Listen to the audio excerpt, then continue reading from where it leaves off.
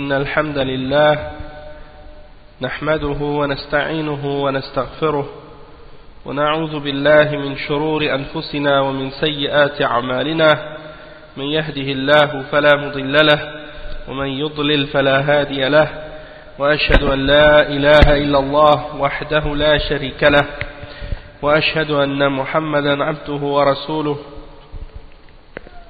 يا أيها الذين آمنوا اتقوا الله حق تقاته ولا تموتن إلا وأنتم مسلمون يا أيها الناس اتقوا ربكم الذي خلقكم من نفس واحدة وخلق منها زوجها وبث منهما رجالا كثيرا ونساء واتقوا الله الذي تساءلون به والأرحام إن الله كان عليكم رقيبا يا أيها الذين آمنوا اتقوا الله وقولوا قولا سديدا يصلح لكم أعمالكم ويغفر لكم ذنوبكم ومن يطع الله ورسوله فقد فاز فوزا عظيما أما بعد وإن خير الكلام كلام الله وخير الهدي هدي محمد صلى الله عليه وسلم وإن شر الأمور محدثاتها وكل محدثة بدعة وكل بدعة ضلالة وكل ضلالة في النار أما بعد. Donc on commence aujourd'hui le cours, c'est le cours 64 dans le livre Al-Mulakhas fi Sharh Kitab al-Tawhid, c'est-à-dire le résumé du Sharh du Kitab al-Tawhid du Cheikh Salih al-Fawzan. Et donc on est arrivé au chapitre où on parle de, comme le titre s'intitule, Babun ma ja'a fi zimmatillahi wa zimmati nabiyyihi sallallahu alayhi wa sallam. Donc ça parle en fait des serments, du fait de faire des serments et de prendre des engagements et des ententes. Et c'est le fait de mentionner qu'est-ce qui a été rapporté sur le fait de respecter les ententes qu'on prend, et que ça implique un respect d'Allah subhanahu wa ta'ala, puisqu'on prend ces ententes-là au nom d'Allah. Et c'est les engagements d'Allah et les engagements de son messager sallallahu alayhi wa sallam. Donc on arrive maintenant à la lecture du hadith qui est mentionné. C'est le premier hadith qui est mentionné et c'est le seul hadith en fait dans ce chapitre, mais il est assez long et il est très important ce hadith là. Il y a beaucoup de choses importantes mentionnées dedans, donc on va le lire ensemble puis on va le traduire ensemble incha'Allah. Le cheikh il dit عن بريدة رضي الله عنه قال كان رسول الله صلى الله عليه وسلم إذا أمر أميرا على جيش أو سرية أوصاه بتقوى الله تعالى ومن معه من المسلمين خيرا فقال اغزوا بسم الله في سبيل الله قاتلوا من كفر بالله اغزوا ولا تغلوا ولا تغدروا ولا تمثلوا ولا تقتلوا وليدا وإذا لقيت عدوك من المشركين فادعوهم إلى 3 خلال أو خصال فأيتهن ما أجابوك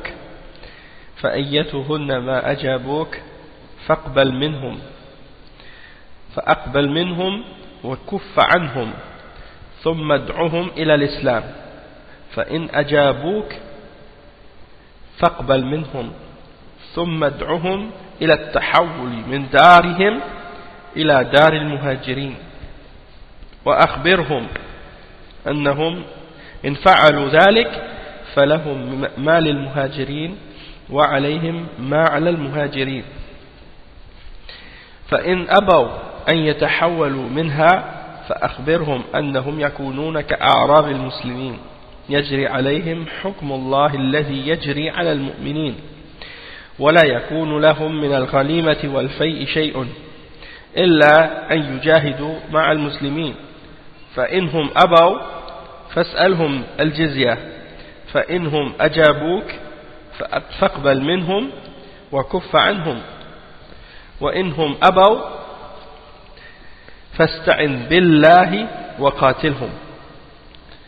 Donc on va traduire cette première partie il dit, c'est rapporté selon Burayda radiyallahu anhu, il dit que le messager d'Allah sallallahu alayhi wa sallam, lorsqu'il mettait quelqu'un comme amir, comme chef sur une armée ou sur un régiment, il lui enjoignait de craindre Allah et de faire preuve de piété, ainsi qu'à ceux qui étaient avec lui parmi les musulmans. Et il lui disait, partez au combat au nom d'Allah et dans le chemin d'Allah, et combattez celui qui a mécru en Allah. Partez au combat et ne faites pas de al-ghul. Ça veut dire quoi? Ça veut dire, comment on va l'expliquer après, de voler du butin. Wala taghullu, c'est-à-dire ne volez pas du butin. Wala taghdiru, ne faites pas de trahison. Wala tumathilu, c'est-à-dire comme on dit mutiler les corps des morts, leur couper des parties. Wala taqtulu walidan, et ne tuez pas d'enfants, ne tuez pas d'enfants ou d'esclaves. وَإِذَا لَقِيتَ عَدُوَّكَ مِنَ الْمُشْرِكِينَ, si tu rencontres ton ennemi, et lorsque tu rencontres ton ennemi parmi les mushrikines, invite-le à 3 choses. Et peu importe laquelle ils répondent, peu importe à laquelle des 3 ils répondent, alors accepte d'eux et cesse de les combattre par la suite. Donc premièrement, invite-les à l'islam. S'ils acceptent, s'ils répondent à ton appel, alors accepte de leur part et invite-les à quitter leur demeure vers la demeure des muhajirin, et donne-leur l'information que s'ils le font, eh bien ils auront les mêmes droits et les mêmes obligations que les muhajirin. Et s'ils refusent de quitter leur demeure pour aller vers la demeure des muhajirin, alors informe-leur dans ce cas-là qu'ils seront considérés comme les bédouins musulmans, et que le verdict d'Allah subhanahu wa ta'ala va être établi sur eux comme sur le reste des musulmans et sur le reste des croyants, mais ils n'auront rien du butin, et ils n'auront rien de qu'est-ce qui vient de qu'est-ce qui est pris de chez les mushrikines, les kuffars qui sont en guerre contre les musulmans, excepté s'ils font le djihad avec les musulmans. Et s'ils refusent, alors demande-leur de payer la jizya, c'est-à-dire de payer un genre d'un prix de capitation qu'ils doivent payer comme punition pour avoir refusé d'accepter l'islam. Et si ils acceptent de payer la jizya, accepte d'eux et ne les combat plus par la suite. Mais s'ils refusent de payer la jizya, alors demande l'aide d'Allah et combat-les.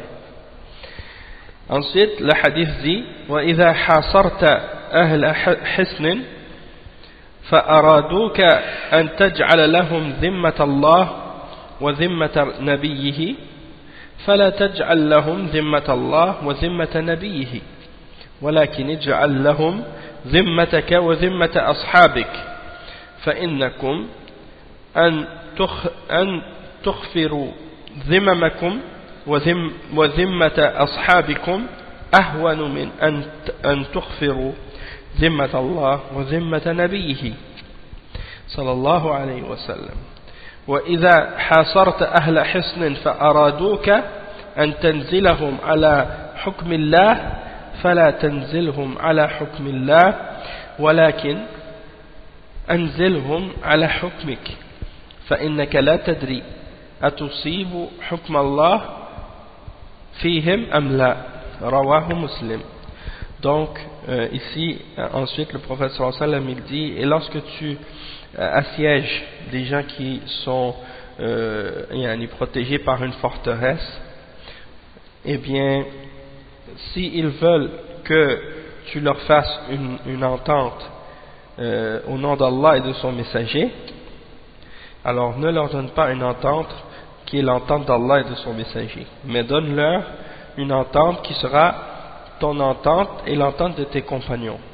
Parce que si tu brises,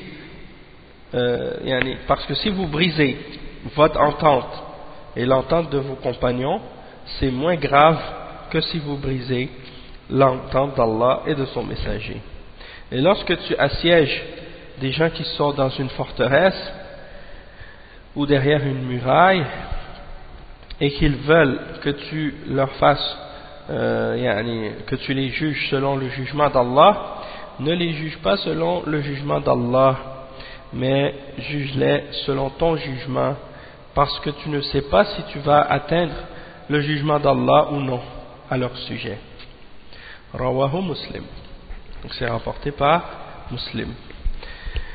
Le cheikh, il explique maintenant les choses qui sont mentionnées dans ce hadith. Il dit Ammara amiran ay ja'ala shakhsan amiran. Donc ammara yu'ammiru, ça veut dire de choisir quelqu'un pour faire de lui un amir, c'est-à-dire faire de lui quelqu'un qui va être à la tête et qui va être le chef de l'armée ou du régiment. Ala jayshin ay junudin kathira. Donc al-jaysh, c'est l'armée, la grande armée au complet, ou bien une grande armée, et c'est-à-dire de nombreux soldats. Et as-sariya, c'est al-qit'atu min al-jaysh takhruju minhu wa taghiru wa tarji'u ilayhi. Donc c'est une partie de l'armée. As-sariya, c'est comme un régiment ou une partie de l'armée qui sort, qui va faire ce qu'il doit faire et qui revient. Donc c'est pas l'armée au complet, c'est une partie de l'armée. Donc le prophète sallallahu alayhi wa sallam mettait un amir devant l'armée, et aussi parfois quand il y avait un petit régiment qui devait partir faire quelque chose, eh bien il leur mettait un amir pour eux aussi. وَمَنْ مَعَهُ مِنَ الْمُؤْمِنِينَ خَيْرًا من المسلمين خيرا. Donc ومن معه أي بمن معه, c'est-à-dire il incitait ceux qui étaient avec lui, il incitait l'amir et ceux qui étaient avec lui, c'est-à-dire parmi les musulmans, au bien et à craindre Allah et à avoir la piété. خيرا أي أن يفعلوا بهم خيرا, c'est-à-dire il incitait à l'amir de craindre Allah et d'agir de bonne façon envers ses soldats. Et il disait, le prophète sallallahu alayhi wa sallam disait urzu. Urzu, c'est le verbe impératif de al-ghazwi, ay ishra'u fi fi'li al-ghazwi, ça veut dire partez faire le combat ou la bataille ou al-ghazw. Fi sabilillah ay fi ta'atihi wa min ajlihi, c'est-à-dire vous partez au nom d'Allah et vous partez dans le sentier d'Allah, c'est-à-dire dans son obéissance et pour Allah. قاتلوا من كفر بالله أي لأجل كفرهم وخص منه من لا يجوز قتله من الكفار كالنساء ومن له عهد إلى آخره. Donc il a dit combattez celui qui a mécru en Allah, c'est-à-dire vous les combattez pourquoi? Pour leur kufr, vous les combattez pour leur kufr seulement, et pas pour leur terre ou leur richesse ou des choses de ce genre. Et il a spécifié en particulier, il a mentionné en particulier les gens qui ne sont pas, qui ne doivent pas être tués parmi les gens qui ne sont pas des combattants. Et il a mentionné parmi les kuffars par exemple les femmes et ceux qui ont une entente et les enfants et ainsi de suite. Donc il y a des catégories de kuffars qui ne sont pas des combattants, ceux-là ne doivent pas être tués. Wala taghlu, al-ghulul, ولا تغلوا من الغلول الأخذ من الغنيمة قبل قسمها. C'est-à-dire c'est de prendre du butin avant qu'il ait été distribué par l'amir. ولا تغدروا أي ولا تنقضوا العهد. Donc ne brisez pas votre entente, ne trahissez pas votre entente. ولا تمثلوا ou bien ولا تمثلوا التمثيل التشويه القتيل بقطع أعضائه.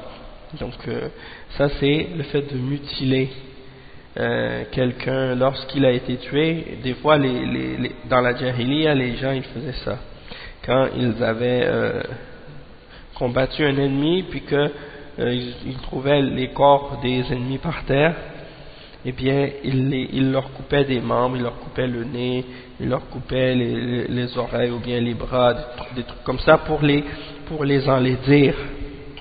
Et le prophète sallallahu alayhi wa sallam a interdit de faire ça. Et il a dit وَلَا تَقْتُلُوا وَلِيدًا الصَّبِيِّ وَالْعَبْدِ. Donc c'est-à-dire ne tuez pas d'enfants ni d'esclaves. ثلاث خصال أو خلال شك من الراوي ومعناهما واحد. Donc le narrateur il a dit il a mentionné appelle-les à 3 khilal ou à 3 khisal.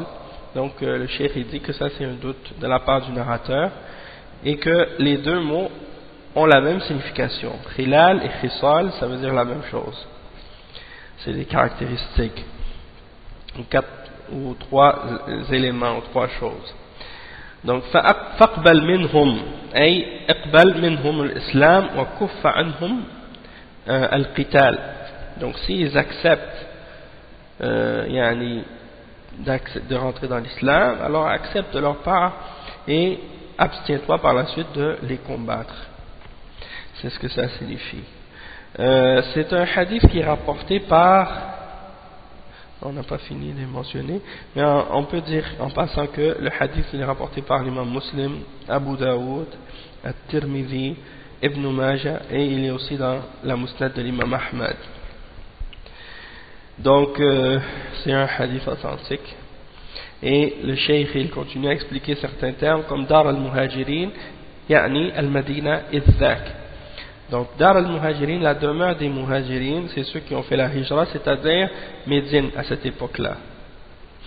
Et ma ala al-Muhajirin falahum ma lil-Muhajirin ay fi istihqaq al-fay wal-ghanima. Donc ils auront les mêmes privilèges que les Muhajirin s'ils partent habiter avec eux, c'est-à-dire ils auront droit au butin de la guerre. وَمَا عَلَى الْمُهَاجِرِينَ مِنَ الْجِهَادِ وَغَيْرِهِ. Et ils auront des obligations équivalentes à ceux des Muhajirin, c'est-à-dire ils vont devoir faire le djihad et lutter avec les autres musulmans.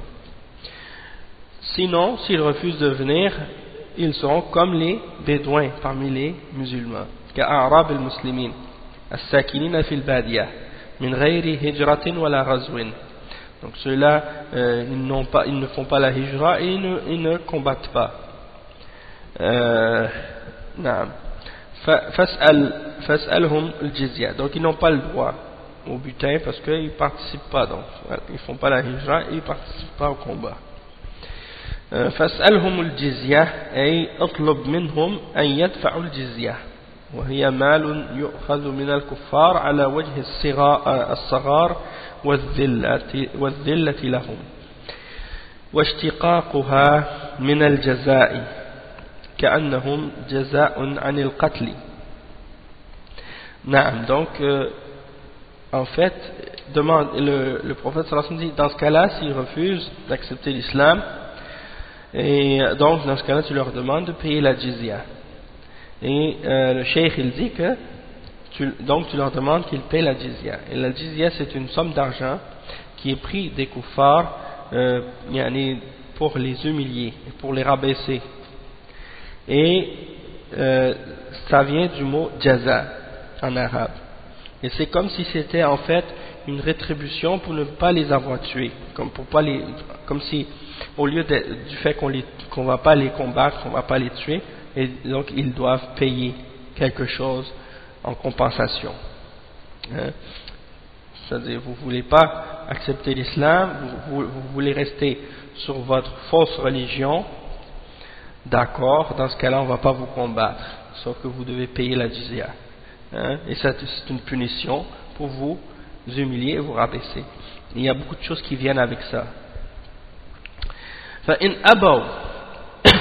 أبوا c'est-à-dire s'ils refusent أي امتنعوا عن الدخول في الإسلام ودفع الجزية. Donc s'ils refusent d'accepter l'islam, puis en plus de ça ils refusent aussi la jizya, de payer la jizya, alors dans ce cas-là, bien entendu, c'est le prophète sallallahu alayhi wa sallam dit fasta'in billah wa qatilhum, c'est-à-dire cherche l'aide d'Allah et combattez-les. Ensuite il dit wa hasarta ahla hisn. Al-hisn kullu makanin mahmiyin محرز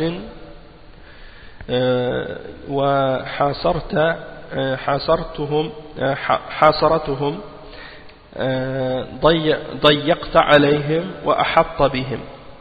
Donc al-hisn c'est tout endroit qui a été renforcé ou bien protégé, comme les murailles et les forteresses et ainsi de suite. Et al-muhasara, c'est le fait de faire comme on appelle lorsqu'on assiège une ville ou une forteresse ou quelque chose comme ça, c'est le fait d'assiéger en fait. Et zimmat Allah wa zimmat nabiyhi, az-zimma huna al-ahd. Donc ici dans ce hadith, le terme zimma signifie l'entente ou le pacte ou l'engagement. Et an tukhfiru zimamakum ay tanqudu uhudakum. Donc c'est ça, c'est de briser le pacte ou l'entente. Le sens global ou général de ce hadith, le cheikh il dit المعنى الإجمالي للحديث يذكر لنا هذا الصحابي الجليل بريدة بن الحصيب رضي الله عنه ما كان يفعله النبي صلى الله عليه وسلم عندما يرسل الجيش والسرايا للقتال في سبيل الله، أنه كان يوصي القواد بالتحرز بطاعة الله من عقوبته بالتزام التقوى، ويأمرهم بالشروع في الغزو مستعينين بالله ليقاتلوا الكفار لإزالة كفرهم حتى يكون الدين كله لله، وينهاهم عن الخيانة في العهود والأخذ من المغانم قبل قسمتها، وعن تشويه القتلى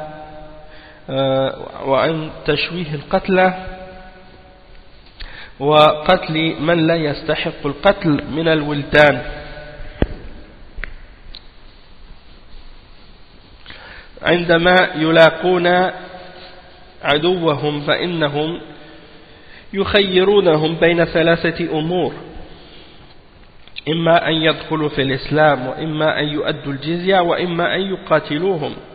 فإن دخلوا في الإسلام خيروا بين أمرين: إما الانتقال إلى دار الهجرة ولهم ما للمهاجرين وعليهم ما على المهاجرين، وإما البقاء مع أعراب المسلمين لهم ما لهم وعليهم ما عليهم.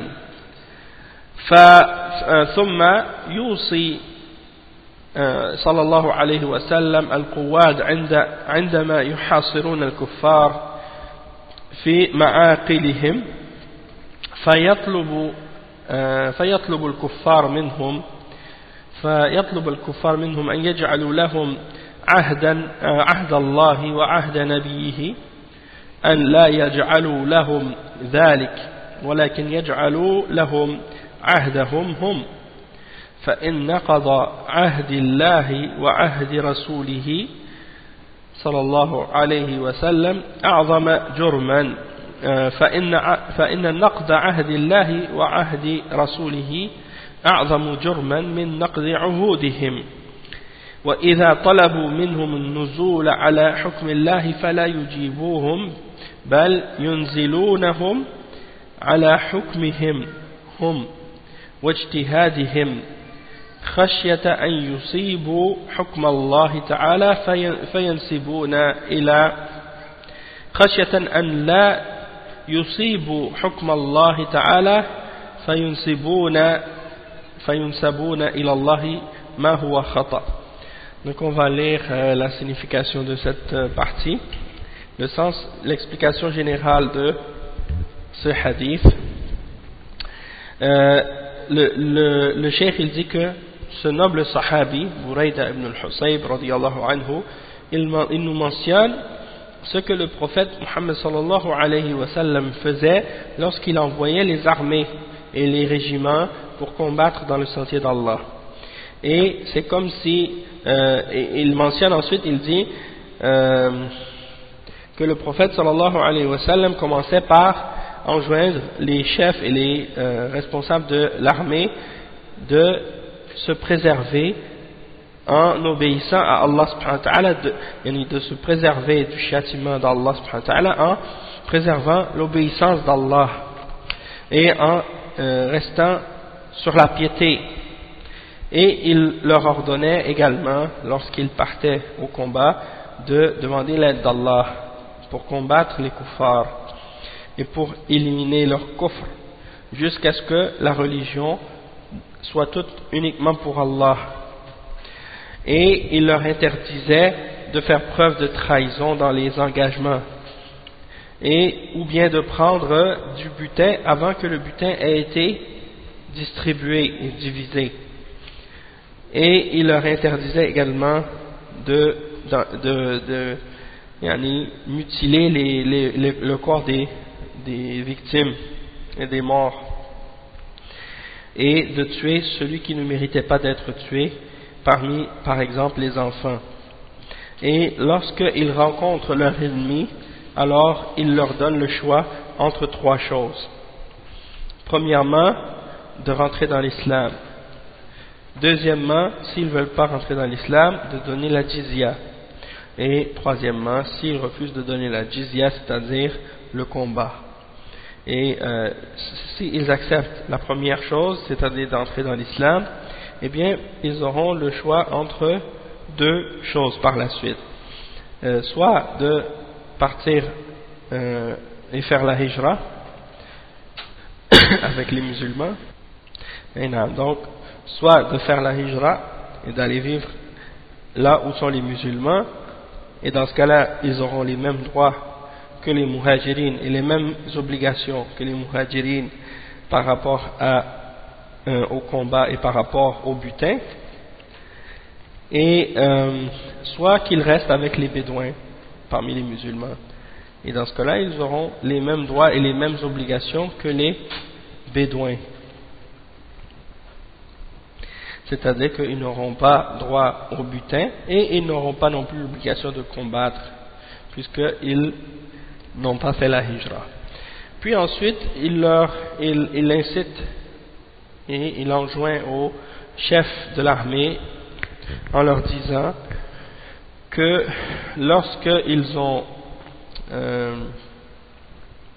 encerclé, ou comme on a dit tantôt, lorsqu'ils ont encerclé une forteresse ou une ville qui est fortifiée, ou bien qu'ils l'ont assiégée, eh bien, dans ce cas-là, si les kuffars par la suite, après avoir été assiégés, demandent par exemple que les musulmans leur donnent une entente ou un pacte de paix, eh bien, dans ce cas-là, s'ils demandent l'entente d'Allah et de son messager, alors de ne pas leur donner l'entente d'Allah et de son messager.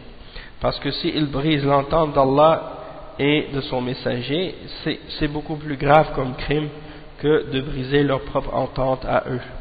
Donc le prophète sallallahu alayhi wa sallam leur a dit, ne leur donnez pas l'entente d'Allah et de son messager, mais donnez-leur l'entente et le pacte qui est votre pacte à vous.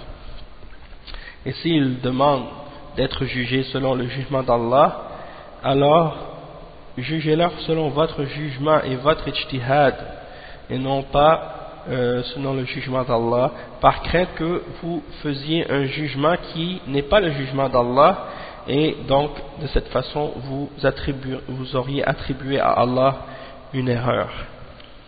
Donc ça c'est l'explication globale du hadith. مناسبة ذكر الحديث في الباب أن فيه النهي عن إعطاء ذمة الله وذمة رسوله صلى الله عليه وسلم للكفار خشية عدم الوفاء بذلك فتكون الجريمة عظيمة ويكون ذلك هضما لعهد الله ونقصا في التوحيد.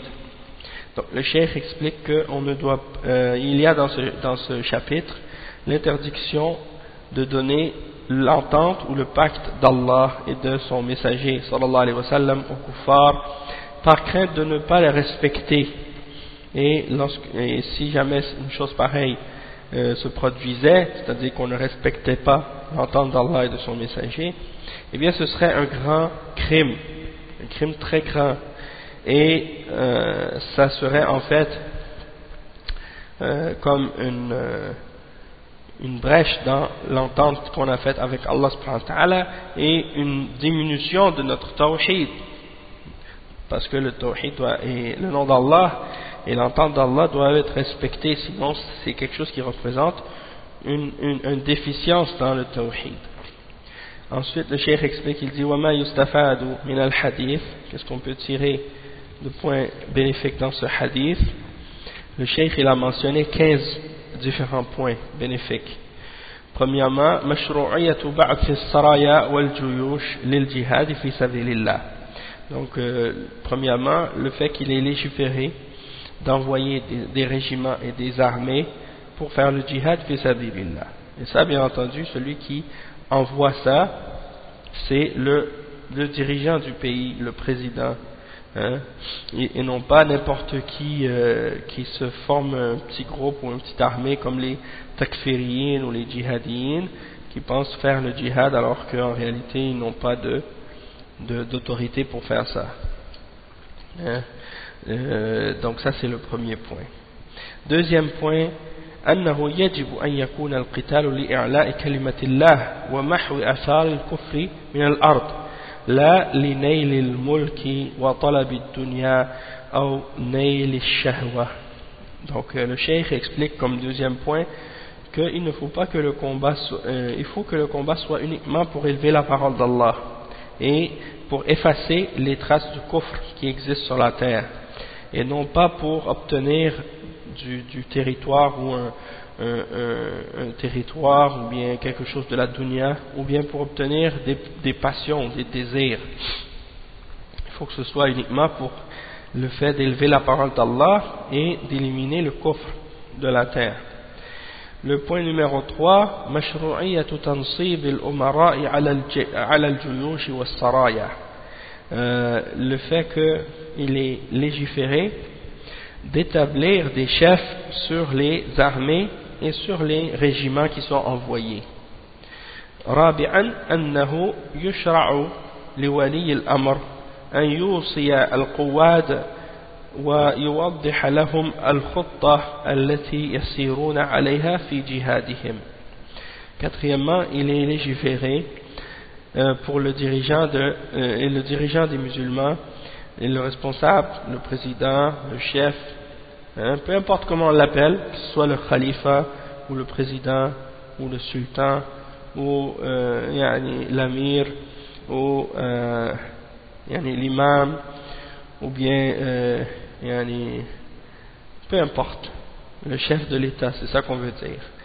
Il est légiféré pour lui de donner des conseils et de donner des consignes au chef de son armée, et pour leur clarifier également les lignes qu'ils doivent suivre et les directives qu'ils doivent suivre lorsqu'ils partent pour faire le djihad. Le point numéro 5, أن الجهاد يكون بإذن ولي الأمر وتنفيذه. Donc le point numéro 5, c'est ce que je disais tout à l'heure, c'est que le djihad il est uniquement avec la permission du dirigeant et selon son exécution à lui. C'est pas n'importe qui décide pour le djihad. Le point numéro 6, mashru'iyyatu ad-da'wati ila al-islam qabla al-qital. Le fait qu'il est légiféré de faire la da'wa à l'islam, d'inviter à l'islam avant de commencer le combat. Donc lorsque les armées des musulmans arrivent devant les villes, ils doivent commencer par appeler à l'islam et demander aux gens qu'ils vont affronter d'accepter l'islam avant de combattre. Deuxièmement, non c'est pas deuxièmement, mais c'est le point numéro 7, mashru'iyyatu akhdh al-jizyah min jami' al-kuffar. Le fait qu'il est légiféré de prendre la jizya de tous les kuffars, et on sait qu'à ce sujet-là il y a une divergence. Certains savants disent que la jizya est prise seulement des chrétiens et des juifs, et certains ont rajouté les majous, et d'autres parmi les ulama ont dit que on prend juste des juifs et des chrétiens et des majous, et que les autres ils n'ont pas droit à payer la jizya, c'est-à-dire ils n'ont que deux choix, le combat ou l'islam. Puis d'autres savants ont expliqué ou ont pris comme position que le djihad, dans le djihad, la jizya c'est pour tous les kuffars et les mushrikines sans exception, qu'ils soient juifs ou chrétiens ou autres. Et comme on sait, il y a divergence là-dessus. Ensuite, le point numéro 8, an-nahyu an qatl as-sibyan, l'interdiction de tuer les enfants. Tuer les enfants et en même temps de tuer tous ceux qui ne sont pas des combattants aussi. Ça c'est très important. Et le point numéro 9, an-nahyu an at-tamthil bil qatla, c'est-à-dire l'interdiction de faire des mutilations sur les corps des morts, comme les gens faisaient dans la Jahiliya. Ça c'est le point numéro 9. Le point numéro 10, an-nahyu anil ghalul wal khiyana fil uhud, donc l'interdiction de prendre du butin avant qu'il ait été distribué, et l'interdiction aussi de la trahison dans les ententes et dans les pactes, de trahir ou de manquer à nos engagements, nos ententes. Le point numéro 11, احترام ذمة الله وذمة نبيه صلى الله عليه وسلم والفرق بينهما وبين ذمة المسلمين. Le point numéro 11, c'est le fait de respecter l'entente d'Allah et l'entente de son prophète sallallahu alayhi wa sallam, et la différence entre ça et entre le fait de respecter l'entente des musulmans. Par rapport au fait que si on n'arrive pas à respecter notre entente, c'est moins grave que si on n'arrivait pas à respecter l'entente d'Allah et de son messager. Dans ce sens-là, c'est par rapport au respect qu'on doit à Allah et à son messager. Ensuite, le point numéro 12. طلب الاحتياط عن الوقوع في المحذور, c'est-à-dire de prendre des précautions par rapport au fait de tomber dans ce qui est interdit. Donc on ne veut pas tomber dans ce qui est interdit, donc on prend des précautions pour éviter ça, c'est-à-dire de tomber dans le péché, de briser l'entente d'Allah ou de faire un jugement qui ne serait pas le jugement d'Allah et de l'attribuer à Allah.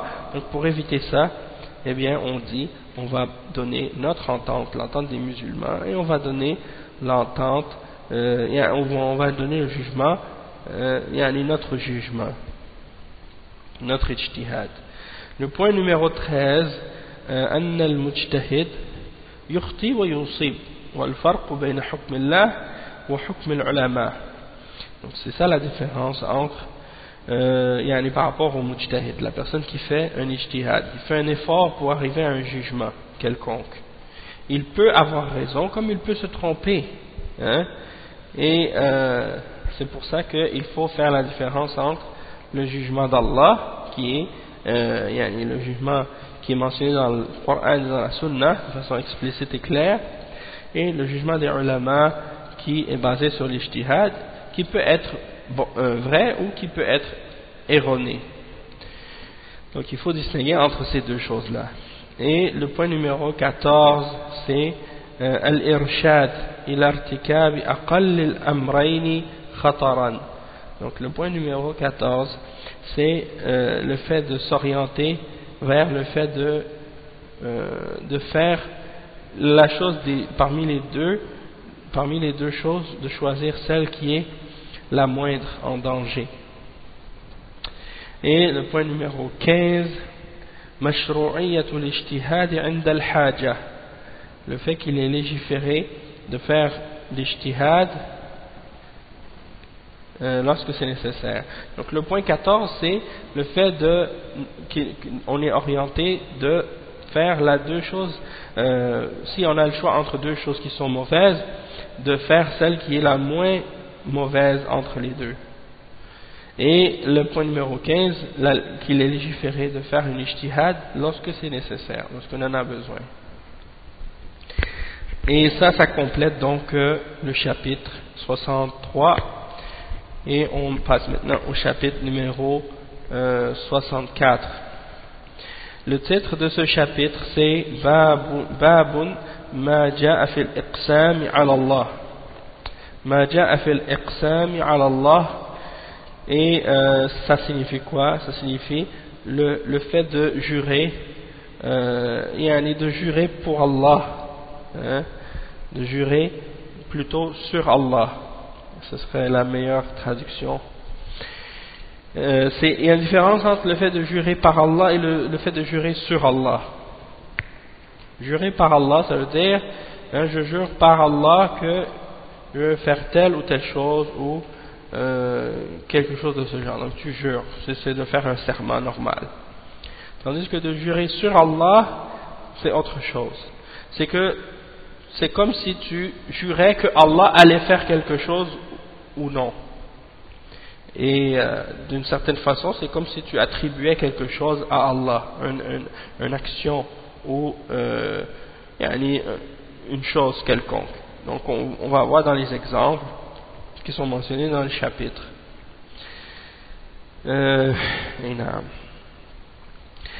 Donc le cheikh Muhammad ibn Abdul Wahhab rahimahullah, il dit عن جندب بن عبد الله رضي الله عنه قال قال رسول الله صلى الله عليه وسلم قال رجل والله لا يغفر الله لفلان فقال الله عز وجل من ذا الذي يتألى علي أن لا أغفر لفلان إني قد غفرت له وأحبطت عملك رواه مسلم. Donc ici c'est rapporté selon Jundub ibn Abdillah qu'il a dit que le messager d'Allah sallallahu alayhi wa sallam a dit, un homme a dit par Allah, c'est-à-dire un homme a dit à un autre homme, par Allah, Allah ne va pas le pardonner. Ou bien il a dit, par Allah, je jure que Allah ne va pas pardonner à un tel. Donc ici, il jure par Allah que Allah ne va pas pardonner. Donc c'est comme s'il jurait sur Allah.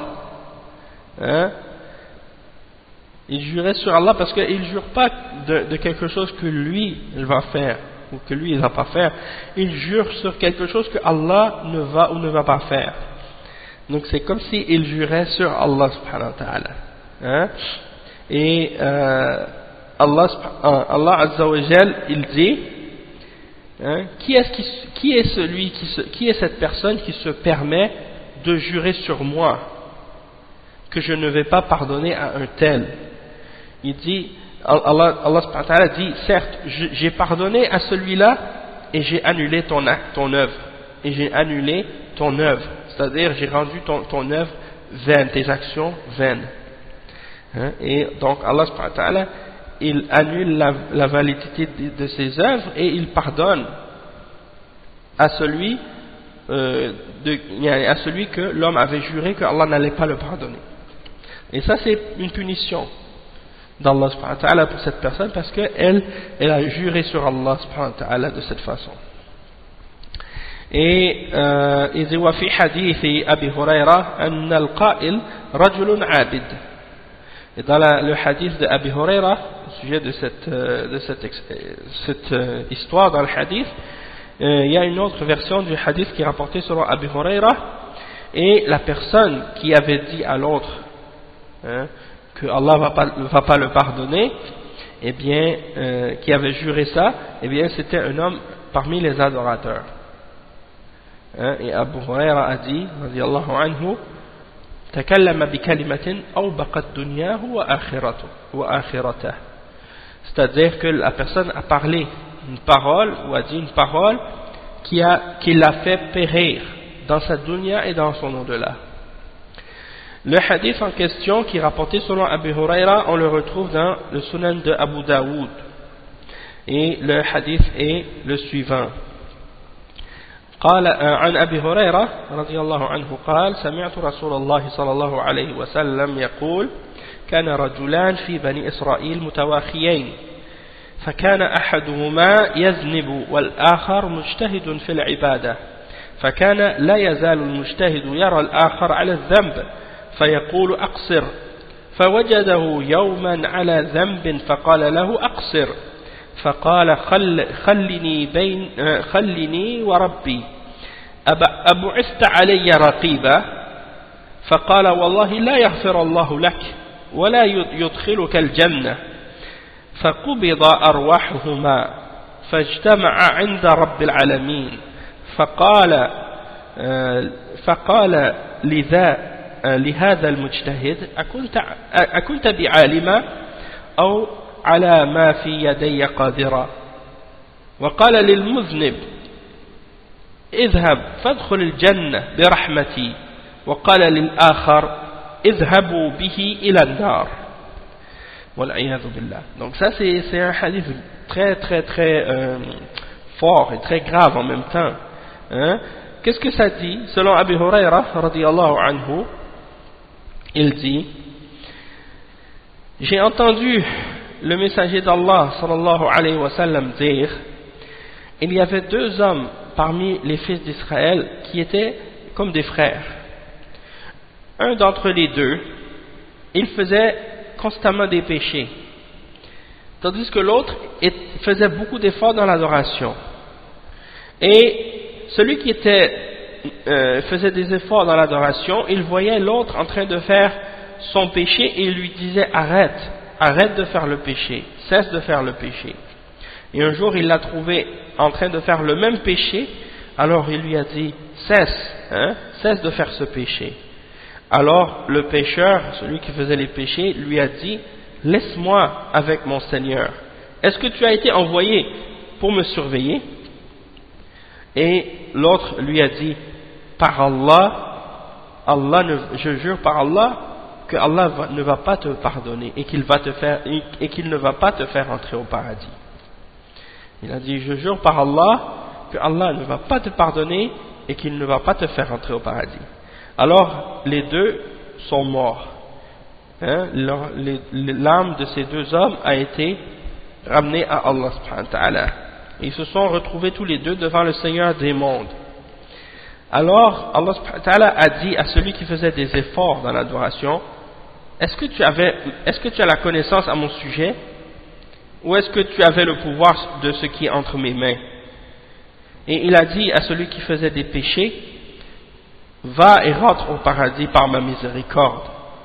Et il a dit à l'autre: prenez-le et amenez-le en enfer. Donc subhanallah, c'est parce que la personne elle jurait sur Allah subhanahu wa ta'ala qu'il allait pas pardonner, comme si Allah subhanahu wa ta'ala ne pouvait pas pardonner cette personne, comme si le péché était trop grand pour que Allah le pardonne, ou des choses de ce genre. Donc ensuite le cheikh Salih al-Fawzan hafizahullah, il explique maintenant ce hadith dans ce chapitre. Il dit: مناسبة ذكر هذا الباب في كتاب التوحيد أن الإقسام على الله إذا كان على وجه الحجر على الله فهو مناف للتوحيد لأنه من سوء الأدب مع الله تعالى. Donc le cheikh il dit que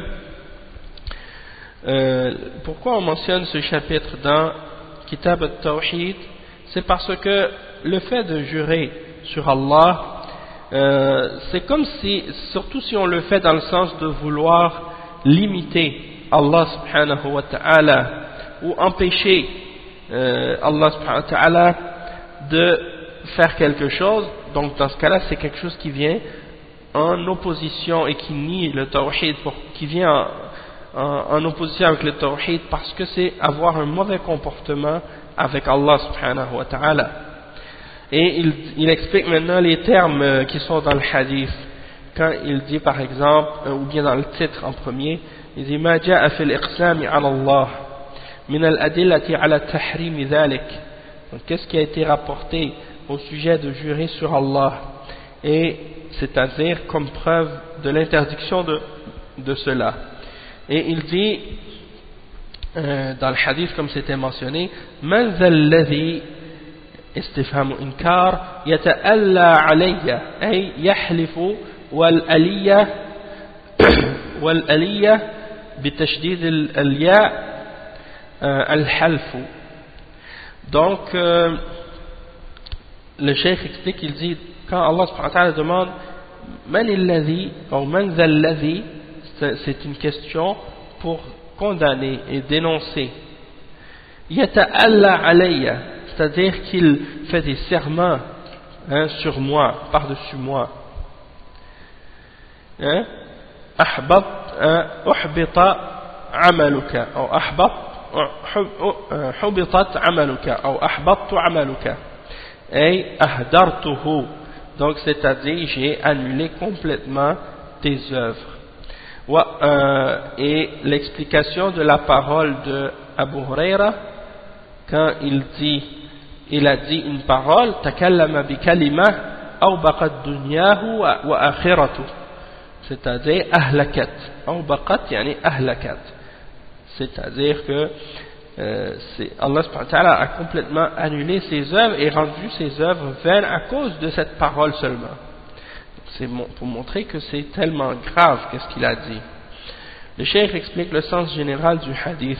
Il dit المعنى الإجمالي للحديث يخبر النبي صلى الله عليه وسلم على وجه التحذير من خطر اللسان أن رجلا حلف أن الله لا يغفر لرجل مذنب فكأنه حكم على الله وحجر عليه لما اعتقد لنفسه عند الله من الكرامة والحظ والمكانة ولذلك المذنب من الإهانة، وهذا إدلال على الله وسوء أدب معه أوجب لذلك الرجل الشقاء والخسران في الدنيا والآخرة. Le cheikh il explique le sens général du hadith. Il dit que le prophète sallallahu alayhi wa sallam il nous dit pour nous mettre en garde du danger de la langue, c'est-à-dire du danger des péchés qu'on peut faire avec notre langue, qui parfois sont des péchés vraiment faciles à faire parce que on les prend à la légère puisque c'est tellement facile de parler. On dit des choses parfois et puis on ne réalise pas le danger de ce qu'on dit, et puis ça peut nous amener malheureusement à tomber dans des choses très très graves, surtout quand on parle d'Allah subhanahu wa ta'ala. Et ici il dit qu'un homme a juré que Allah subhanahu wa ta'ala n'allait pas pardonner un tel parmi les pécheurs, un individu quelconque parmi les pécheurs, et c'est comme s'il avait jugé sur Allah subhanahu wa ta'ala ou par-dessus Allah. C'est comme si en fait il se plaçait au-dessus d'Allah pour décider pour Allah subhanahu wa ta'ala qui Allah doit pardonner et qui il ne doit pas pardonner, comme s'il veut se mettre à la place d'Allah subhanahu wa ta'ala dans son jugement. Et il dit je jure par Allah que Allah ne va pas te pardonner. Qui est-il pour décider de qui Allah va pardonner et de qui il ne va pas pardonner, et qui lui a donné cette connaissance que Allah allait pardonner ou ne pas le pardonner. Hein? Donc ça, il a dépassé sa limite. Et c'est pour ça que dans l'autre narration ou dans l'autre version de ce hadith, Allah subhanahu wa ta'ala, il lui dit Akunta bi alima, hein? Il lui a dit, est-ce que tu avais la connaissance, hein, de qu'est-ce qui a rapport avec ce que je fais et ce que je décide?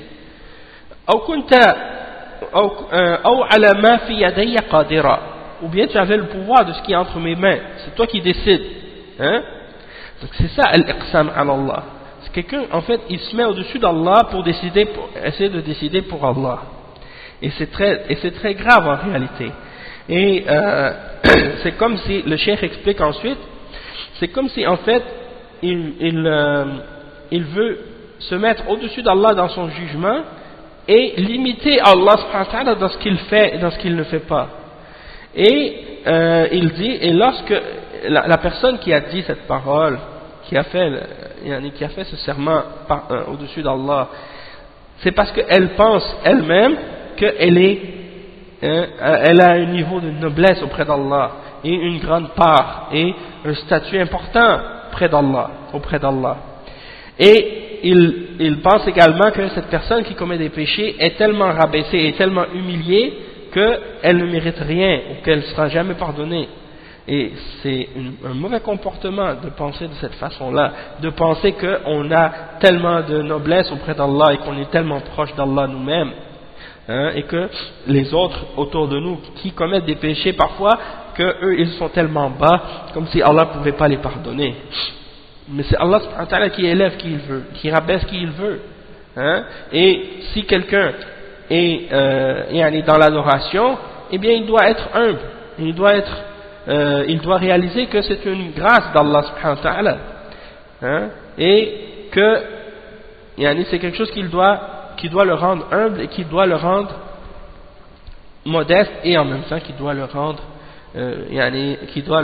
pieux, qui doit le faire réaliser que de la même manière qu'il y a des gens qui sont pécheurs aujourd'hui, eh bien il doit remercier Allah et continuer, hein, et appeler les autres, hein, à être dans l'obéissance d'Allah, et que s'il y a des pécheurs qui font des péchés, eh bien il faut les appeler à obéir à Allah, mais pas de faire des jugements ou des serments au-dessus d'Allah subhanahu wa ta'ala sur les personnes en disant vous allez dans l'enfer, hein, vous allez être comme ci ou comme ça. Ça c'est en dehors de notre pouvoir. Peut-être que la personne aujourd'hui elle est pécheur, Allah va la guider et va la pardonner et va rendre cette personne-là meilleure que nous, hein, ou meilleure que beaucoup d'autres personnes. Donc c'est pour cette raison-là qu'il ne faut pas se mettre à la place d'Allah subhanahu wa ta'ala dans le jugement, hein. Nous aujourd'hui on est sur l'obéissance d'Allah, et bien on doit être reconnaissant. Peut-être que si on commet des erreurs comme ce genre d'erreur-là, eh bien on risque de tomber dans l'erreur, et justement à cause de ça Allah nous met dans l'enfer, comme il a mis cette personne-là dans l'enfer. Lui il pensait finir au paradis et il pensait que l'autre allait finir en enfer, finalement c'est lui qui finit en enfer et l'autre qui rentre au paradis. Donc c'est très grave ces choses-là, hein?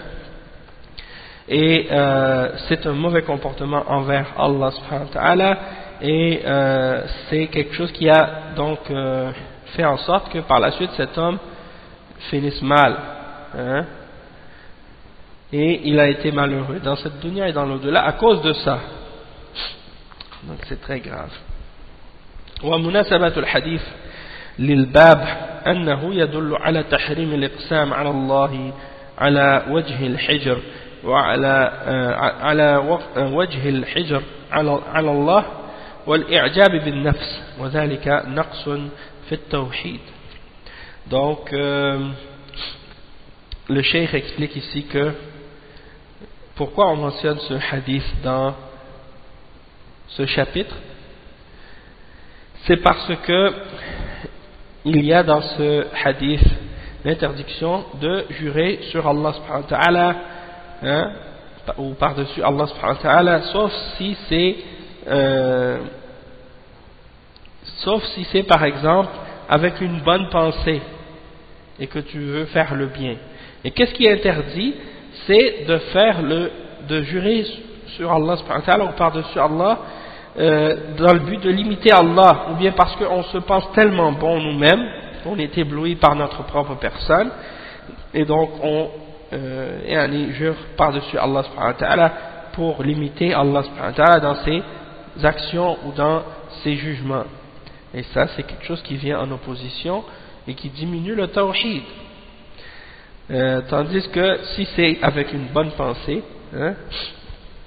et bien dans ce cas-là,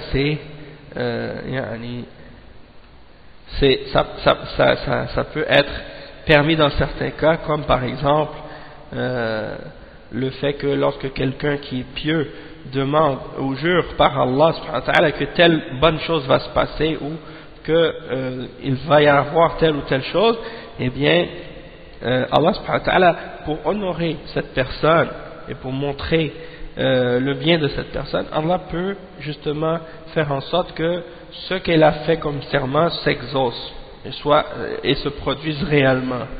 Et il y a des preuves de ça dans certains hadiths, par exemple, que le prophète sallallahu alayhi wa sallam justement a dit, il y a des personnes qui sont, quand tu les vois, ils sont pauvres, ils sont pleins de poussière. Si ils frappent aux portes, on ne va pas les laisser rentrer, on les repousse dans les portes, mais s'ils jurent par Allah, ou s'ils jurent sur Allah, eh bien Allah subhanahu wa ta'ala va les exaucer. Allah subhanahu wa ta'ala les aurait exaucés. Donc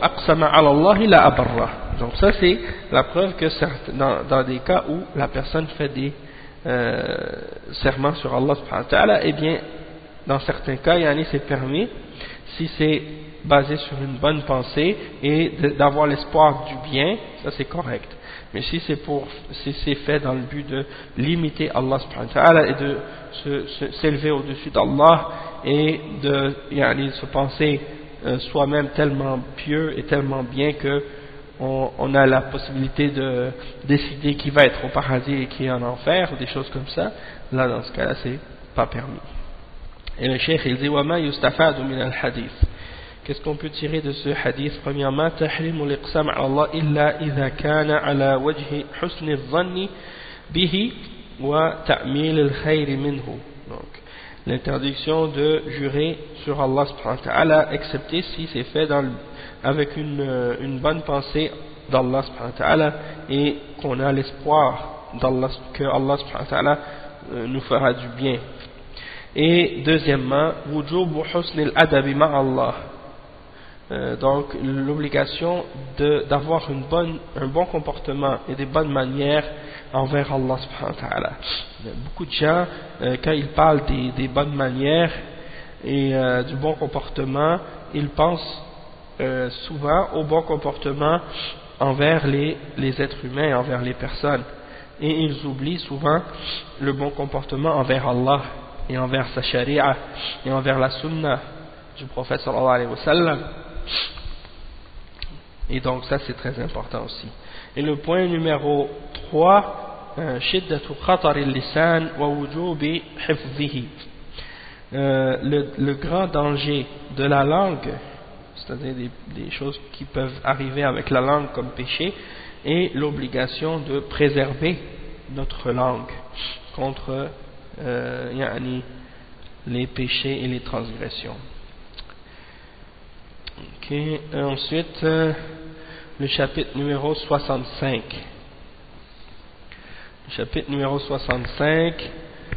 Babun la yustashfa'u billahi ala khalqihi. La yustashfa'u billahi ala khalqihi. Ça c'est le chapitre 65.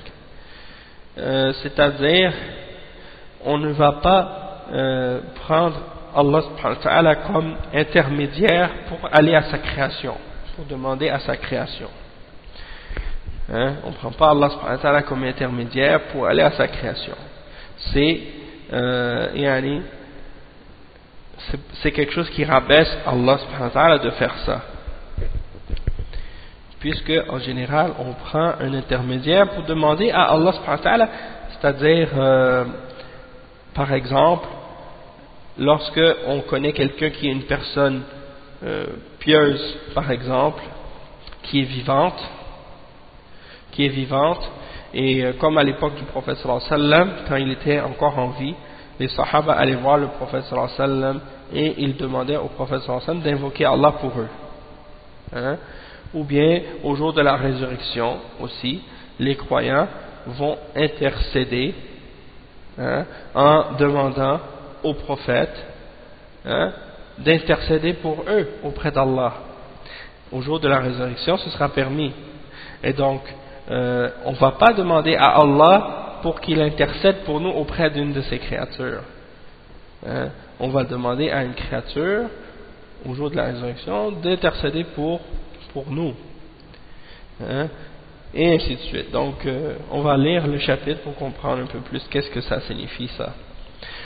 Le cheikh il dit عن جبير ابن مطعم رضي الله عنه قال جاء أعرابي إلى النبي صلى الله عليه وسلم فقال يا رسول الله نهكت الأنفس وجاء العيال وهلكت الأموال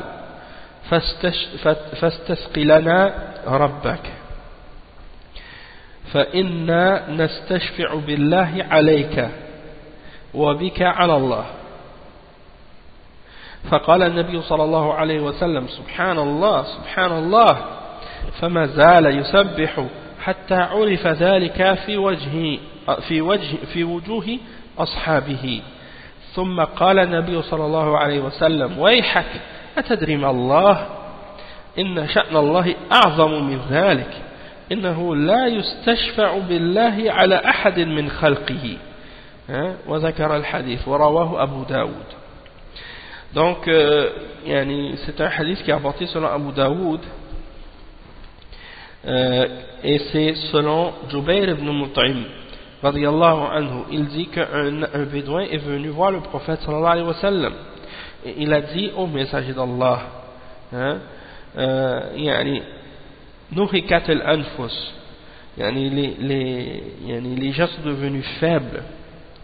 Les gens sont devenus faibles et les enfants ont faim et les biens qu'on a commencent à périr. Alors demande à Allah subhanahu wa ta'ala qu'il fasse tomber la pluie pour nous.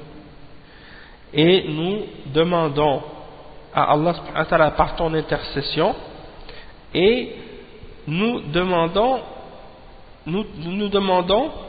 ton intercession, comme si nous demandons à Allah subhanahu wa ta'ala qu'il intercède auprès de toi. Donc nous demandons ton intercession auprès d'Allah et nous demandons à Allah d'intercéder auprès de toi. Alors le prophète sallallahu alayhi wa sallam, quand il a entendu le bédouin dire ça, il a dit subhanallah, subhanallah, et il a continué à dire subhanallah tellement de fois que on a vu un changement même dans le visage des sahaba quand ils ont vu que le prophète sallallahu alayhi wa sallam a continué à répéter subhanallah, subhanallah, subhanallah, comme si ils ont compris que c'était quelque chose de grave. Puis le prophète sallallahu alayhi wa sallam a dit malheur à toi, est-ce que ne sais-tu pas qui est Allah? Ne sais-tu pas qui est Allah? Hein? Comme si on voulant dire c'est pas Allah subhanahu wa ta'ala, c'est pas n'importe qui, hein? C'est pas n'importe qui. Et le respect et la place d'Allah subhanahu wa ta'ala, elle est plus grande que ça. Et on ne peut pas prendre on ne peut pas prendre Allah subhanahu wa ta'ala comme intermédiaire pour intercéder auprès d'aucune d'entre ses créatures. Hein? En voulant dire que Allah subhanahu wa ta'ala est trop grand pour qu'il soit pris comme un intermédiaire pour une de ses créatures, pour demander à une de ses créatures. Hein? C'est le contraire qui est permis. Puisque quand on demande une intercession, on passe par quelqu'un qui est petit pour aller vers le plus grand. Et on ne passe pas par le plus grand pour aller vers le plus petit. Donc quand on demande l'intercession d'Allah pour demander à une créature, c'est comme si on était en train de rabaisser Allah subhanahu wa ta'ala et de mettre la créature au-dessus de lui. Et c'est pour ça que c'est interdit de faire ça. Et le cheikh explique, il dit وَمُنَاسَبَةُ هَذَا الْبَابِ لِكِتَابِ التَّوْحِيدِ بَيَانُ تَحْرِيمِ الِاسْتِشْفَاعِ بِاللَّهِ عَلَى خَلْقِهِ لأنه هضم للربوبية وقدح في توحيد العبد لأن الشافع يشفع عند من هو أعلى منه والله تعالى منزه عن ذلك لأنه لا أحد أعلى منه. Donc le cheikh explique pourquoi on place ce chapitre dans Kitab al-Tawhid.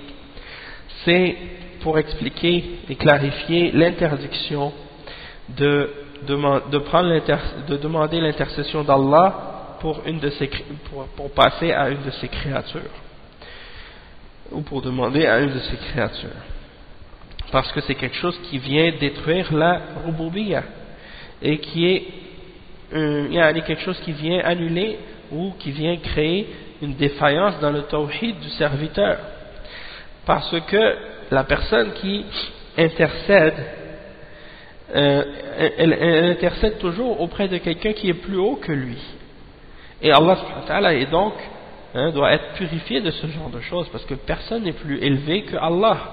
Donc on ne peut pas passer par Allah pour aller à une créature. Ça voudrait dire qu'on met cette créature-là au-dessus d'Allah subhanahu wa ta'ala. Et ça, c'est donc quelque chose qui vient créer une faille dans le tawhid, de dire des choses comme ça.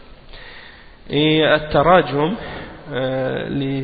la biographie du narrateur qui est mentionné dans ce hadith, c'est Jubayr ibn Mut'im ibn Adi ibn Nawfil ibn Abd Manaf al-Qurashi, وكان من أكابر قريش، أسلم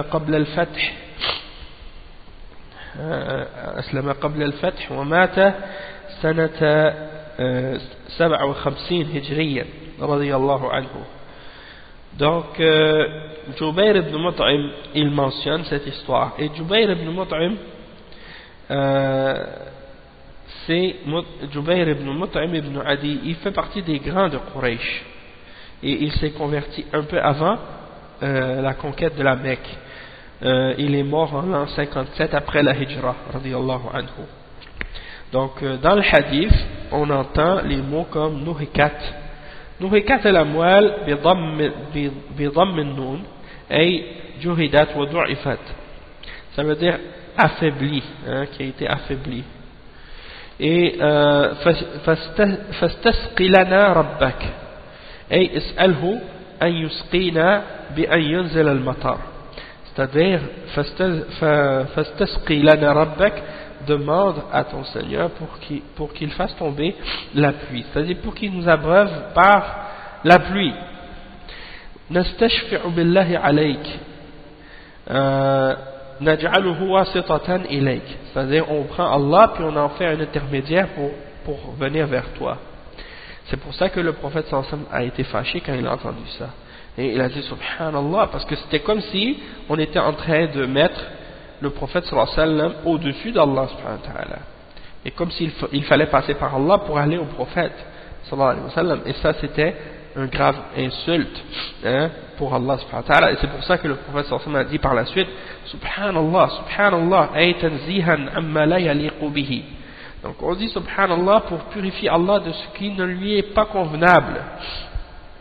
Et il dit ensuite وعرف ذلك في وجوه أصحابه, يعني أي عرف الغضب فيها لغضب رسول الله صلى الله عليه وسلم, c'est-à-dire les sahaba ont vu dans le visage du prophète sallallahu alayhi wa sallam, ils ont vu la colère, et donc ils ont eux-mêmes on a vu même cette colère-là apparaître dans le visage de ses compagnons par la suite. Et il a dit wayhak, le prophète sallallahu alayhi wa sallam a dit wayhak kalimatun tuqalu lizzajr. Donc c'est une parole qu'on dit wayhak, c'est quand on veut blâmer quelqu'un ou réprimander quelqu'un, on dit wayhak, malheur à toi. Atadri ma Allah isharatun ila qillati ilmihi bi'azamati Allah jalla wa ala. Donc c'est comme si il dit, est-ce que tu sais pas qui est Allah? C'est comme s'il est en train de lui indiquer à quel point il a peu de connaissance de la grandeur d'Allah azza wa jal. Et donc le sens général du hadith, le cheikh il dit المعنى الإجمالي للحديث يذكر هذا الصحابي أن رجلا من البادية جاء إلى النبي صلى الله عليه وسلم يشكو ما أصاب الناس من الحاجة إلى المطر, ويطلب من النبي صلى الله عليه وسلم أن يسأل ربه أن ينزل عليهم, لكنه أساء الأدب مع الله حيث استشفع به إلى النبي صلى الله عليه وسلم وهذا جهل منه بحق الله لأن الشفاعة إنما تكون من الأدنى إلى الأعلى ولذلك أنكر عليه النبي صلى الله عليه وسلم الشفاعة لأن الشفاعة ولذلك أنكر عليه النبي صلى الله عليه وسلم ذلك ونزه ربه عن هذا التنقص ولم ينكر عليه الاستشفاع بالنبي صلى الله عليه وسلم بدعائه إياه. Donc le cheikh explique que ici de façon générale le hadith signifie que il y a la mention qu'un sahabi parmi les gens du désert, c'est-à-dire les bédouins, est venu voir le prophète sallallahu alayhi wa sallam et il a dit, il s'est plaint donc de qu'est-ce que les gens avaient besoin comme par exemple comme pluie, que les gens avaient besoin de pluie parce qu'il y avait la pauvreté, la sécheresse qui commençait à s'installer. Et donc il demandait au prophète sallallahu alayhi wa sallam de demander à son Seigneur de faire tomber la pluie sur eux. Mais il a manqué de bonne manière dans sa façon de demander à propos de la pluie.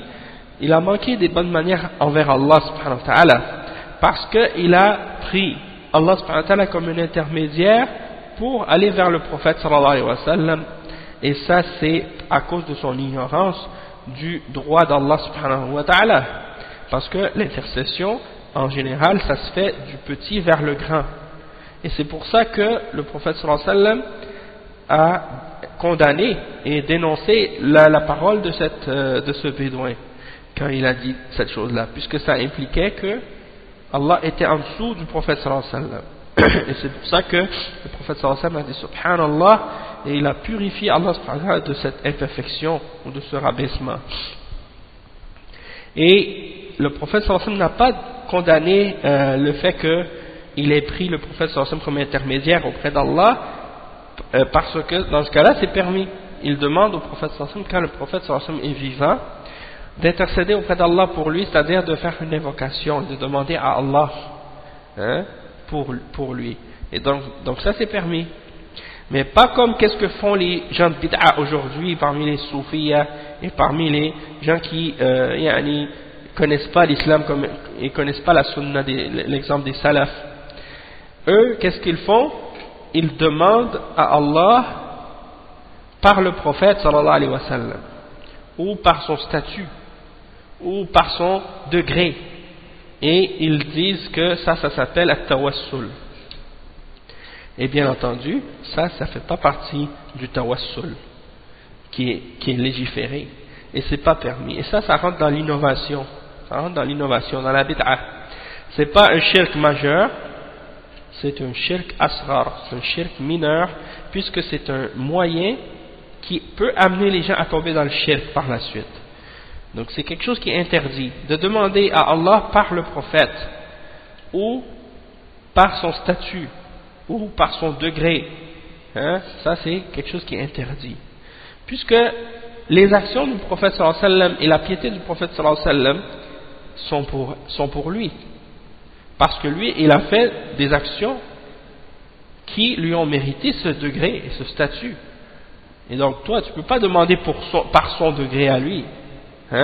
Puisque toi, tu n'as rien à voir avec ce degré-là. Mais tu peux demander par une action que toi tu as fait, ou par quelque chose que toi tu as fait de bien, comme c'est mentionné dans la sunna, ou bien de demander à Allah par les noms d'Allah, et par ses attributs. Ça c'est permis, comme c'est mentionné dans les hadiths. Et tu peux demander également à Allah subhanahu wa ta'ala par l'invocation d'un homme pieux, ou par l'invocation du prophète sallallahu alayhi wa sallam lorsqu'il était vivant, mais pas après sa mort. Et une des erreurs des soufis aujourd'hui à notre époque, c'est de vouloir nier la distinction entre le vivant et le mort dans ces questions-là. Souvent tu les entends dire que non, il n'y a pas de différence de demander au prophète sallallahu alayhi wa sallam quand il était en vie, et de demander aujourd'hui alors qu'il est vivant, alors qu'il est mort dans sa tombe.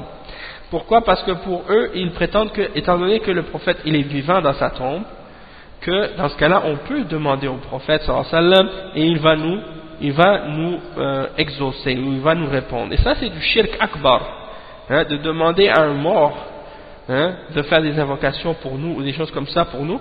Ça rentre dans le shirk majeur. Parce que le prophète sallallahu alayhi wa sallam, même si on dit qu'il est vivant dans sa tombe, comme les martyrs, on dit qu'ils sont vivants dans leur tombe et qu'ils ne sont pas morts, les prophètes sont vivants dans leur tombe, mais c'est une vie qui n'est pas comme cette vie d'ici-bas, c'est une vie qui est une vie spécifique qu'on appelle al-hayatul barzakhiyya, la vie du barzakh, la vie qui est une vie dans la période intermédiaire entre cette dunya et la résurrection. Et bien entendu, dans cette période-là, eh bien, les hommes qui sont en attente du jugement dernier ne peuvent rien faire, ni pour eux-mêmes, ni pour les autres. Hein? Et même si on dit, comme par exemple, c'est mentionné dans les hadiths authentiques, que lorsque quelqu'un envoie le salam au prophète sallallahu alayhi wa sallam, il y a un ange qui lui transmet, et lui, Allah subhanahu wa ta'ala, lui remet son âme pour que il renvoie le salam à cette personne-là, eh bien, ça se limite au salam. C'est pas général que le prophète sallallahu alayhi wa sallam, tu lui demandes n'importe quoi, il va te répondre, ou bien il va te donner qu'est-ce que tu lui demandes. Ça rentre dans le shirk, hein? Et il y en a qui font ça même avec ceux qu'ils appellent des awliya, hein, des saints, qui sont morts dans leur tombe, ils les invoquent, ils leur demandent des bénédictions ou des choses, et ils pensent que ces personnes vont les exaucer alors qu'ils sont morts dans leur tombe. Alors ça ça rentre dans le shirk akbar, le shirk majeur, qui fait sortir de l'islam. Donc il ne faut pas mélanger les notions. Eux les soufis, ils parlent de ça, ils mélangent le fait de faire al-istiratha et le fait de faire le tawassul, hein, ils mélangent ça avec le fait d'invoquer les morts et demander aux morts et ainsi de suite. Ou bien de demander par leur statut ou par leur degré ou ainsi de suite. Et ça c'est des choses, hein, c'est comme j'ai dit, c'est une bid'a. Et c'est quelque chose qui est contraire à l'exemple de ce que faisaient les sahaba et ainsi de suite. Donc il ne faut pas se tromper à ce sujet-là. Et parfois, qu'est-ce qu'ils font? Ils vont ramener des hadiths qui sont faibles pour essayer de justifier ces choses-là, pour dire mais c'est pas interdit puisque ça a été fait. Hein? Sauf que ces hadiths-là, souvent c'est des hadiths faibles, et des fois c'est des hadiths authentiques, mais dont ils ont déformé le sens. Ils l'interprètent incorrectement. Comme par exemple le hadith de l'homme aveugle, hein, qui est venu voir le prophète sallallahu alayhi wa sallam pour demander au prophète sallallahu alayhi wa sallam d'invoquer pour lui, pour qu'Allah lui rende la vue. Donc ça c'est un exemple d'un hadith où l'homme était en train de demander au prophète sallallahu alayhi wa sallam de faire un dua pour lui. Hein, et l'homme a fait un dua, et le prophète sallallahu alayhi wa sallam aussi a fait un dua pour lui. Et eux, ils essaient d'interpréter ce hadith-là pour dire que c'était une intercession ou un appel que l'homme a fait pour le prophète sallallahu alayhi wa sallam, et qu'il a demandé à Allah subhanahu wa ta'ala par le prophète sallallahu alayhi wa sallam. Et ça, c'est pas ça la signification du hadith. Sinon, tous les aveugles aujourd'hui qui feraient ça, ils pourraient retrouver leur vue. Non, c'est particulier. Il faut comprendre que c'était limité à l'époque du prophète sallallahu alayhi wa sallam. Et on en reparlera Inch'Allah dans d'autres occasions de toute façon, ce hadith. Et Cheikh Al-Albani, il a parlé de ce hadith-là dans son livre sur le tawassul. Et puis il y a d'autres shuyukh aussi ont parlé de ce hadith-là, ils l'ont clarifié. Donc c'est très important de comprendre donc cette chose-là pour ne pas se faire tromper, et pour qu'on sache que le tawassul, ça ne veut pas dire d'invoquer les morts ou de demander par leur statut ou des choses de ce genre. Ensuite, ici il dit مناسبة الحديث للباب أنه يدل على تحريم الاستشفاع بالله على أحد من خلقه لأنه تنقص ينزه الله عنه. Donc le cheikh il dit ici que ce hadith là dans ce chapitre il indique l'interdiction de prendre Allah comme intermédiaire pour aller à une de ses créatures. Parce que c'est comme si on était en train de rabaisser Allah subhanahu wa ta'ala, et Allah doit être donc purifié de ce genre de choses. Et les points bénéfiques qui peuvent être tirés de ce hadith, premièrement, تحريم الاستشفاع بالله على أحد من خلقه لما في ذلك من التنقص لله تعالى. Donc premièrement, l'interdiction de prendre Allah subhanahu wa ta'ala comme intermédiaire pour aller à une de ses créatures, parce que c'est un manque de respect envers Allah subhanahu wa ta'ala. Deuxièmement, tanzihullah amma la yaliqu bihi. Donc il faut purifier Allah subhanahu wa ta'ala de ce qui n'est pas convenable pour lui, comme imperfection ou comme défaut ou des choses de ce genre. Le point numéro 3, inkarul munkar wa ta'limul jahil. Donc on voit dans ce hadith là que le prophète sallallahu alayhi wa sallam a dénoncé et condamné le mal, et qu'il a enseigné à la personne ignorante lorsqu'elle a fait quelque chose d'incorrect. Le point numéro 4, جواز الاستشفاع بالرسول صلى الله عليه وسلم في حياته بأن يطلب منه وأن يدعو الله في قضاء حاجة المحتاج لأنه مستجاب الدعوة. أما بعد موته فلا يطلب منه ذلك لأن الصحابة لم يكونوا يفعلون ذلك. Ça c'est le point que j'ai parlé tout à l'heure. Il est permis de prendre le prophète sallallahu alayhi wa sallam comme intermédiaire pour demander à Allah durant sa vie, c'est-à-dire de demander au prophète sallallahu alayhi wa sallam lorsqu'il était en vie pour qu'il fasse un dua et qu'il invoque Allah subhanahu wa ta'ala pour celui qui a un besoin quelconque, parce que le prophète sallallahu alayhi wa sallam était mustajabu da'wa, c'est-à-dire que quand il invoquait, il était exaucé. Mais après sa mort, eh bien on n'a pas le droit de lui demander quoi que ce soit, parce que les sahaba ne faisaient pas cela, parce que ça rentre dans le shirk, ça rentre dans le shirk majeur de demander au prophète sallallahu alayhi wa sallam après sa mort. Et le point numéro 5, التعليم بطريقة السؤال لأنه أوقع في النفس. Le point numéro 5, il y a le fait d'enseigner par le fait de questionner ou de poser des questions pour enseigner à la personne. Pourquoi? Parce que cette façon-là, elle fait en sorte que la connaissance reste mieux enregistrée dans l'esprit, et dans le cœur de la personne. Donc ça c'est ce qui vient compléter le chapitre 65, et donc on va donc s'arrêter ici